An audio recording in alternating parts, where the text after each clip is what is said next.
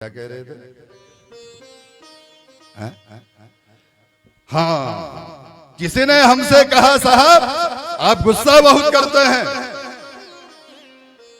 तो हमने कहा भैया मीठा बोलना हमको भी आता है, पर बाद में ये मत कहना कि झूठ बहुत बोलता है। मीठा बोल लेंगे हम भी, पर बाद में तू ही कहेगा कि झूठ बहुत बोलता है, क्योंकि सच अक्सर कड़वा होता है। हित की बात अक्सर कड़वा होती है, पर बहुत ज्यादा कड़वा भी नहीं होनी चाहिए, तबीयत खराब हो जाती है। बोलो गोविंद भगवान की। होनी चाहिए कड़वा, अच्छी बात है, पर 24 घंटे भी कड़वा अच्छा नहीं होता ना साहब। डॉक्टर भी 6 घंटे का समय देता है कि ये 6 घंटे बाद ही दवाई खाना भैया, और आप प्रत्येक 10 मिनट बाद आप कड़वी दवाई देंगे तो तबीयत और ज्यादा खराब हो जाएगी साहब। इसलिए कड़वा कम से कम 6 घंटे बाद होना चाहिए। अच्छी बात है।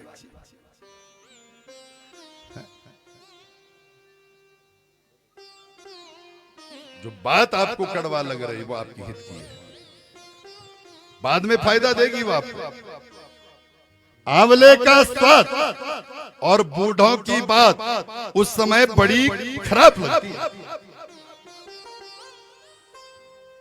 दवाई कोई खाना चाहता है क्या? बोलो, कोई नहीं खाना चाहता। ऐसी अजीब सी उसमें से बू आती है।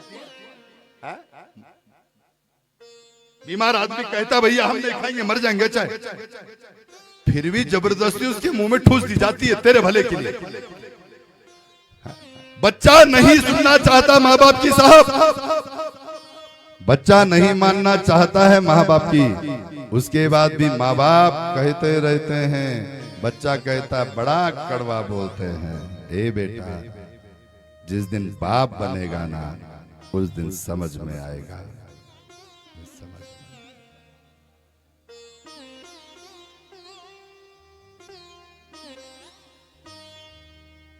जिस दिन बाप बनेगा उस दिन समझ में आएगा। कहीं पंक्तियां लिखी थी आचार्य जी, हमने वो कहीं पढ़ी, कहीं पंक्ति लिखी थी हमने वो पढ़ी, तो हम अक्सर कथा में सुनाया करते हैं, शायद आपने सुनी होगी तो सुना। कहीं पंक्ति लिखी थी कि जब मैं 5 साल का था तो मुझे लगता था दुनिया के सबसे बड़े शक्ति मेरे पिता हैं। जब मैं 5 साल का था। जब मैं 10 साल का हुआ तो मुझे लगता था कि बाजार के सारे खिलौने मेरे हैं अगर मेरे साथ मेरे पिता हैं। जब मैं 15 साल का हुआ तो मुझे लगता था मेरे मित्रों के पिता की अपेक्षा मेरे पिता ज्यादा समझदार है। जब मैं 20 साल का हुआ तो थोड़ा सा मौन हो गया, चुप रहने लगा। जब मैं 25 साल का हुआ तो मुझे लगने लगा मेरे पिताजी में अक्ल थोड़ा कम है। जब मैं 30 साल का हुआ तो मुझे लगने लगा ये तो बिल्कुल ही नासमझ है। जब मैं 35 साल का हुआ तो मुझे लगने लगा मेरे पिता 24 घंटा मुझसे नफरत जैसा करते हैं, हमें तो लगता है ये हमारी तरक्की को देख करके जलने लगे हैं। वाह सा वाह सा।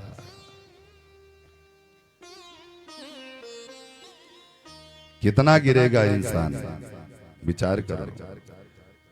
जितना गिरना था गिर गया। कितना गिर गया देखो। मेरे पिता मेरी तरक्की से जलते हैं, इससे ज्यादा कितना गिरेगा। गिर गया और थम गया। 5, 10, 15 साल कब बीते पता ही नहीं चला। अब मैं हो गया 60 साल का, 50 साल का। अब किसी दिन कोई समस्या आके खड़ी हो गई, बड़ी समस्या। चाचा से पूछा, ताया से पूछा, गांव वालों से पूछा, ए भैया ये बड़ी समस्या है क्या करूं? कोई सुना ही नहीं। किसी ने मुंह फेर लिया, किसी ने बात ही नहीं सुनी, किसी ने कहा समय नहीं है। किससे पूछूं, किससे पूछूं, किससे पूछूं? अंदर से आई अपने पिता से पूछ। सोई का एक उठा, दौड़ लगाई पिताजी के कमरे की तरफ, भागा भागा भागा। पिताजी के कमरे का दरवाजा खोला, धड़ाम से पिताजी का बिस्तर देखा तो याद आई पिताजी तो 1 साल पहले मर गए। फिर पिता के बिस्तर पर बैठ करके रोने लगा। साहब पिताजी आज आप नहीं है ना तो कोई संभालने वाला नहीं है। बहुत बड़ी समस्या आई है। आप जब तक थे ना कोई समस्या ही नहीं थी जीवन में। आप जब तक दिल्ली पर बैठे रहते थे, आप जब तक मुंडेर पर बैठे रहते थे, तब तक कोई समस्या ही नहीं आती थी घर में। अब आप चले गए तो समस्या ही समस्या है। जिस दिन बच्चे ये कहते हैं पिता को तुमने क्या किया, उस दिन समझ में आता है। जब हम पिता बनते हैं उस दिन समझ में आता है पिता ने क्या किया। छोटे बच्चे अक्सर कह देते हैं, 15, 20, 25, 30 साल के बच्चे होते हैं ना, तो फिर कहते जब नौकरी चाकरी लग जाती तब कहते क्या किया तुमने मेरे लिए। कुछ नहीं किया, तुझे पैदा तो किया, जन्म तो दिया, ऐसे बड़ा हो गया। रात रात भर माँ जागी रही तेरी, पिता ने पेट काटा है अपना। वो कहता क्या किया। जिस दिन अपने आप पिता बनेगा ना उस दिन समझ में आएगा तेरे, समझ में आएगा। अद्भुत सम्मान है यहां। लोगों के मुखौटे बदल जाते हैं, याद रखना। और एक चीज और बताते हैं आपको काम की, अपनी व्यथा कभी दुनिया को मत सुनाना, अपने दुख कभी दुनिया को मत सुनाना।